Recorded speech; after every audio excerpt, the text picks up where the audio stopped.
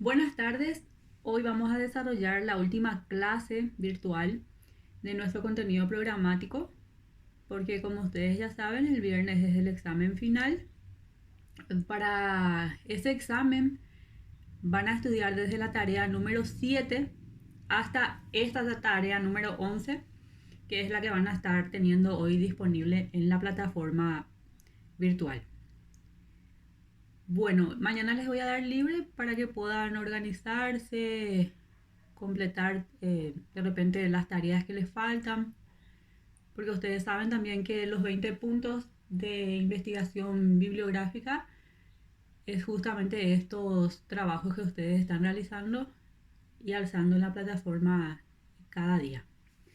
Bueno, vamos a empezar hablando de la doble y la múltiple imposición. No hay que confundir esto. Hay que saber diferenciar lo que es una doble imposición de lo que es una múltiple imposición. Esa aclaración ya hago de entrada para que no se confundan en el momento de estudiar y menos aún en el momento en que yo les pregunte en el examen. Bueno, hay un doctrinario del financiero que se llama Edwin Seligman que dice que hay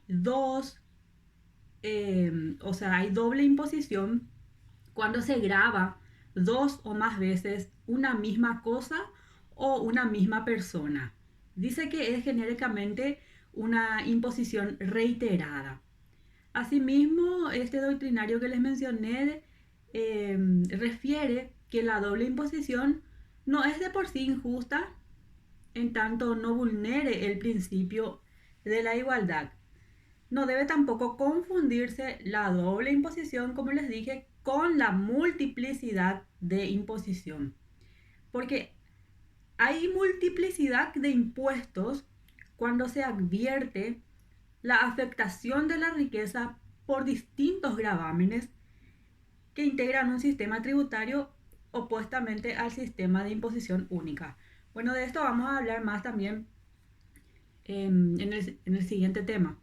Bueno, vamos a enfocarnos netamente ahora a lo que es la doble imposición. Bueno, contrariamente a lo que sugiere el, el sistema financiero, la doble imposición reúne las siguientes condiciones. Primero que nada, hay una coexistencia de dos autoridades financieras, vale decir, con personalidad jurídica distinta, ya sea de carácter interna o internacional. Segundo, un mismo impuesto cobrado por cada una de ellas. Y en tercer lugar, que es sobre el mismo hecho imponible. Bueno, vamos a explicar en palabras más sencillas lo que es la doble imposición. Esta situación se produce cuando una misma renta sufre varias imposiciones. La doble imposición se puede producir tanto dentro de un país como entre dos países. En este caso se llama imposición internacional. La importancia de este concepto viene por la soberanía que tienen los países en relación al ámbito fiscal. Hay dos principios que mandan sobre este tema. El primero, que la relación directa entre el país y la persona. En este caso es cuando un país aplica un impuesto a una renta porque el sujeto reside en dicho país o porque posee dicha nacionalidad. Y el segundo principio es la relación directa entre el país y la renta. En este supuesto, el Estado aplica el impuesto con base a que puede gravar todas las rentas que se produzcan en su territorio. Bueno, ahora que ya conocemos la base de la doble imposición, vamos a ver los tipos que existen. Y hay dos tipos de doble imposición. Ahí tenemos en pantalla doble imposición jurídica y la doble imposición económica. Bueno, la doble imposición jurídica se produce cuando a una renta de un mismo sujeto se le aplica el mismo impuesto similar en dos o más países. Esto se puede dar por dos situaciones: por ser residente en esos dos estados o porque el sujeto reside en un estado y está obligado a tributar por sus rentas en otro país. Esta situación se suele producir por la ambigüedad o la amplitud de las normas que cubren la aplicación de los impuestos en las rentas que perciben los sujetos en esos países. Y al ser entre países es muy habitual que también se lo llame doble imposición jurídica internacional. El segundo caso sería la doble imposición económica. En este supuesto se le aplica a una renta dos o más impuestos, pero con la particularidad de que se le imputa a dos o más sujetos. Este caso también podría ser internacional si hay dos estados de por medio. Pero para ver una situación diferente vamos a concentrarnos en un ejemplo que se produce dentro del mismo país. Un buen ejemplo de esta situación es el que se produce en las sociedades anónimas. La sociedad, al tener beneficio, deberá repartir los dividendos entre los accionistas. La sociedad podrá pagar el impuesto de sociedades como marca la ley, pero por otro lado los accionistas deberán pagar el IRP, o sea, el impuesto a la renta personal, sobre el dividendo obtenido. Como podemos ver en este caso, una misma renta se verá afectada por dos impuestos: el impuesto de las sociedades y el IRP sobre dos personas distintas que son la empresa y los accionistas. Bueno, antes de pasar al siguiente punto, que es la multiplicidad de impuestos, quiero hacer una mención del artículo 180 de nuestra Constitución Nacional, que dice que para solucionar estos problemas de doble imposición, entre otros procedimientos, se acude a la celebración de tratados internacionales. Dice en el artículo 180 de la doble imposición: no podrá ser objeto de doble imposición el mismo hecho generador de la obligación tributaria. En las relaciones internacionales, el Estado podrá celebrar convenios que eviten la doble imposición sobre la base de la reciprocidad. Bueno, no cabe duda que la doble imposición disminuye la riqueza sin contemplar postulados de justicia, dado que la indiferencia de una tributación con respecto a la otra que se superpone afecta los intereses. Y si es internacional, restringe por lo tanto el comercio entre los países, fomentando desconfianza y recelos, además de obstaculizar la vinculación entre los hombres. Entonces, ¿cómo podemos evitar la doble imposición? A través de la celebración de convenios internacionales. Bueno, ahora vamos a hablar del siguiente tema, que es la múltiple imposición.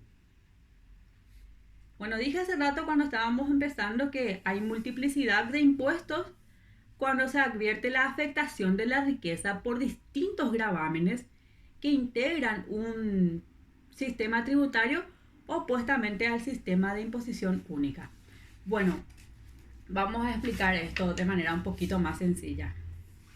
A contramano de lo que la teoría de las finanzas recomienda, en nuestro país se entrecruzan impuestos nacionales y municipales, haciendo foco en un mismo blanco. ¿Cuál es? La agotada capacidad contributiva de los contribuyentes. Se sabe que la teoría de las finanzas públicas indica que un mismo hecho imponible no debería ser alcanzado simultáneamente por diferentes tributos. Sin embargo, en Paraguay existen diversos casos que violan este principio rector. Algunos ejemplos son los impuestos patrimoniales. Por ejemplo, los inmuebles pueden estar alcanzados hasta por 3 impuestos diferentes que gravan la misma materia imponible en forma de múltiple imposición. Por ejemplo, las propiedades están alcanzadas por el impuesto local, que ya es el municipal, que se paga por el impuesto inmobiliario. Esa misma propiedad puede estar alcanzado por el impuesto a la herencia, que también se encuentra incluida dentro de los bienes personales, y también por los impuestos personales que esas propiedades mismas están acarreando. También existe el caso más conocido y común en estos tiempos, que es cuando una persona paga dos tipos de impuestos. Por ejemplo, una misma persona física puede estar pagando el impuesto al valor agregado, más conocido por sus siglas de IVA, ¿verdad?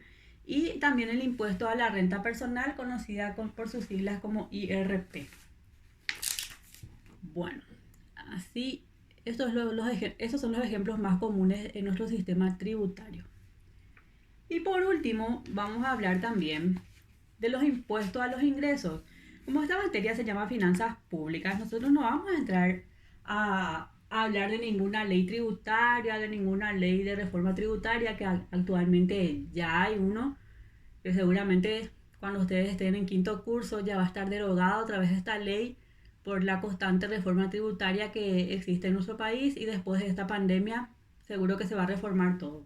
Entonces, nunca es propicio estudiar de memoria, por ejemplo, quiénes son los contribuyentes del impuesto a la renta personal, ni quiénes son los contribuyentes del IVA, ni de repente quiénes, ¿cómo le voy a decir? Cómo se liquida el impuesto, cómo se debita, quiénes están exonerados. No, esas cosas no. ¿Por qué? Porque quiénes son los contribuyentes, les dije también. Ni la forma de pago, porque todo se va transformando con las reformas tributarias que cada vez van avanzando más y más. Entonces, lo que nosotros vamos a hacer es conocerle así a manera de concepto y definición, para saber qué es un impuesto a la renta, de dónde viene, por qué se paga, por qué es importante, cuáles son sus características. Y cuando ustedes den derecho tributario, como les dije, van a estar centrándose más en los que les mencioné precedentemente. Bueno, tenemos que saber primero que nada que una definición de renta que podría admitirse en el ámbito del derecho financiero sería que, primero que nada, definir lo que es el concepto de renta. Y por renta se entiende todo beneficio económico de una persona durante un periodo determinado, deducido los gastos para producirlo. Otra definición también que está ahí en pantalla es la que dice que se entiende por renta el beneficio, ganancia o utilidad que genera un capital dentro de periodos más o menos largos, generalmente aceptables, que serían un año o periodo fiscal. Un ejercicio fiscal tiene 360 días, no como el año civil, que tiene 365 días o 366, dependiendo si el año es bisiesto o no. Y dice que sin que el mismo sea afectado o consumido. Por ejemplo, se podría comparar el capital con un árbol cualquiera. Sus frutos serían la renta, pero si se cortan las ramas del árbol hasta terminar con ella, nuestro capital se vería afectado. Este impuesto, como su nombre lo indica, grava la renta, y no está de más repetir que se entiende por renta la riqueza proveniente de una fuente susceptible de crearla de una manera renovada y durante periodos más o menos largos, y de la que su propietario puede disponer sin que afecte al capital. Como vemos, se trata de la renta producida por un capital, no por el trabajo. Este capital constituye la fuente susceptible o capaz de producir la renta o riqueza. Esta fuente puede consistir en bienes muebles o inmuebles, cuyo conjunto forma lo que vulgarmente se llama fortuna de una persona. En consecuencia, los elementos característicos de la renta son, primero, que es producida por una fuente o capital. Segundo, la periodicidad de su producción. El tercer elemento sería su uso o consumo, que no debe afectar al capital. Y en cuanto a las características, vamos a hablar primero de la importancia. En cuanto a la importancia, tenemos que saber que la renta permite tomar en cuenta la condición personal del contribuyente, lo que no puede lograrse con otros impuestos. En efecto, para establecer el monto del impuesto, se tiene en cuenta el estado civil de la persona, el número de hijos, sus gastos y deudas. Eso es cuando una persona es física. Así también tenemos que saber que se trata de un impuesto de carácter general que tiende a corregir las deficiencias o errores de otros impuestos y tiene muy en cuenta la capacidad contributiva del contribuyente, exceptuando las rentas mínimas. En cuanto a las características y ventajas, que vendría a ser ya el último punto de esta unidad, tenemos que sus elementos característicos principales son, como ya les dije hace rato, cierta periodicidad en su producción. Otra característica es esa cierta estabilidad en el rendimiento. Y una tercera característica sería que es producido por una fuente o capital. Y la cuarta característica, su uso o consumo, que no debe afectar al capital. En cuanto a las ventajas, tenemos que, por lo menos las ventajas más sobresalientes, es que ellas se pueden apreciar desde varios puntos de vista. Se puede apreciar desde el punto de vista fiscal, por su alto grado de elasticidad, dado que su rendimiento crece con el aumento de las riquezas, con el aumento de la población y de la cuota de imposición. Además, se presta mejor que ningún otro impuesto para aplicar el principio de la progresividad y para la recaudación, que estos interesan a una administración. Su ventaja desde el punto de vista social sería que tiende en cierto modo a una distribución más equitativa de la riqueza y atenúa la inquietud de las clases menos pudientes, porque permite aplicar con más justicia que en otras imposiciones el principio de la igualdad según la capacidad contributiva. Desde el punto de vista económico, su ventaja sería que fomenta la formación de capitales, pues estos no son gravados y en consecuencia se despierta el espíritu de ahorro y de previsión. Su ventaja desde el punto de vista administrativo es más difícil que en otros tipos de impuestos que se cometan, por ejemplo, fraudes y evasiones. Y desde el punto de vista